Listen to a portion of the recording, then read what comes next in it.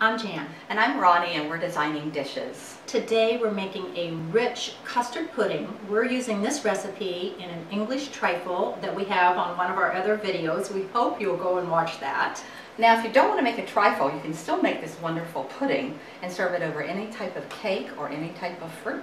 Look how smooth it is. We hope you'll enjoy this video. Begin our custard type pudding with 6 whole large eggs that we're going to whisk together until they are completely blended and we no longer see any traces of egg white or egg yolk. And that'll take about a minute or so. Okay, as we complete our whipping process on the eggs, we add 1 cup of granulated sugar, and then we're going to beat that in real well. Now, this is a little bit different than most of the time when you are mixing up your eggs to go into a pudding, because generally you would just do the egg yolks and the egg whites by themselves, but the sugar is going to help actually the eggs when we do the tempering process, that we don't have any lumps of egg in our pudding. I think one thing we need to know is that the eggs need to turn a lighter shade. That means they are turning paler, and we want the eggs and sugar to mix a little bit more. We're doing this for at least 2 minutes. Our eggs and our sugar are incorporated. We're going to set this aside. We're using a very heavy saucepan, as you can see. We're putting it in a low heat on the stove, adding 3 cups of whole milk. To that, we are adding 1 cup of whipping cream. And that's heavy whipping cream, right, Jan? Very heavy, yes. And you do not pre-whip the whipping cream. Right. So now we're going to stir this for approximately 7 to 10 minutes until we form light bubbles around the edge. You don't want it to boil, you just want it to be like steamy hot. Yes, that's why we're using a low to medium heat. And we want to stir fairly constantly. You don't have to stir every single second, but you do need to continue stirring. I think one thing is important. Let's stir in 8 shape, in a figure 8, and around in a circle. That way you incorporate all of the milk. Okay.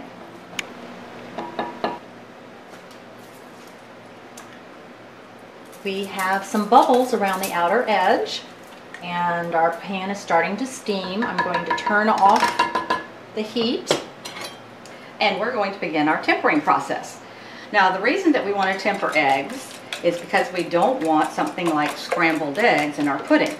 So we're going to add 1 spoonful at a time and slowly over the eggs. And what this is going to do is going to raise the temperature of our eggs very slowly so that they're going to cook smooth instead of like a scrambled egg kind of thing. And the only time that I can actually think of that you would not want to temper the eggs is if you were making egg drop soup, where you want the pieces of egg in there. Now, this takes a while because you're going to do it 1 spoonful at a time. We're not getting any curdling of the eggs. Doing a good job.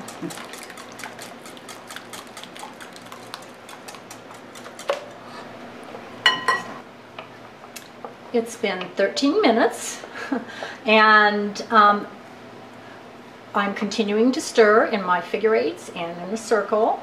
The pudding is almost complete. When it is done, we will be putting it in the refrigerator, taking it out of the saucepan into a bowl and putting plastic film right over the top of the pudding so that we don't form a film. Now, alternately, if you want to cool it real rapidly, you could put it into what's called an ice bath, and that's simply put it into a large bowl filled with ice and water. You set your saucepan straight down into that ice water, and you stir for about 5 minutes, and what will happen is that the heat will dissipate rapidly over that period of 5 minutes, and you'll have nice chilled pudding. Well, let's test to see if it's done, Ronnie. Okay. Now, we're using a wooden spoon to stir. This makes it much easier. And look at our pudding. It's almost there. We wanted to adhere to the spoon, and if you hold it up, you don't want any of the pudding to come off.